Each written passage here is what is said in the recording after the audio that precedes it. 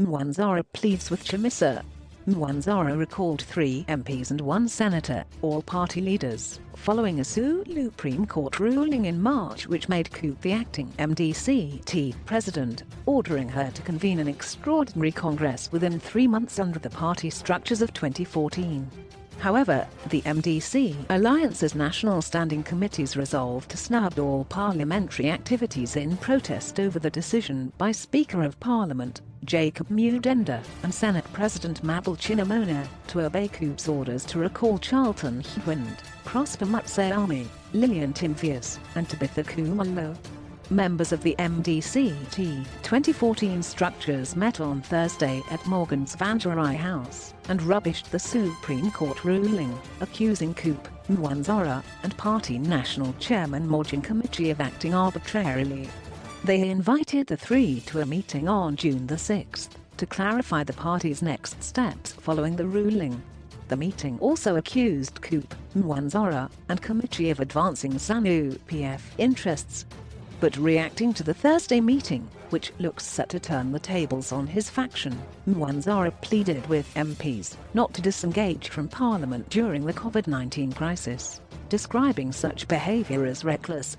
Mwonzora said the meeting was illegal as he and other leaders were not invited, adding that some of the people who attended were not part of the 2014 structures. They must be cognizant of the founding values of the party, and to this end, we view the call by some of our colleagues within the party for MPs to disengage from Parliament as completely irresponsible and reckless, quote, he said. Zimbabwe is battling COVID-19 and Parliament, as an arm of the state, has roles to discharge.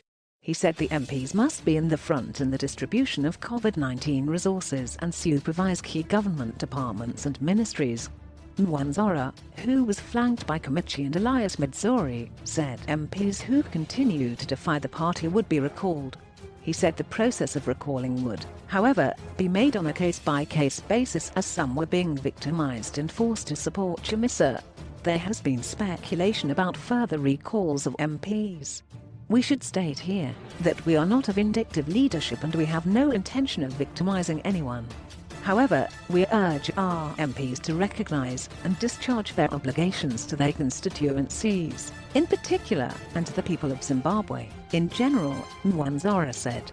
In dealing with these MPs, we will look at their cases on a case-by-case basis by considering that there are some MPs doing unpardonable things, victimizing people and some councillors involved in acts of violence, and these will be looked at on a case-by-case basis. He claimed that the Thursday meeting was attended by 33 people members of the 2014 National Council structures, not the 151 out of a possible 202 claimed by the MDC Alliance.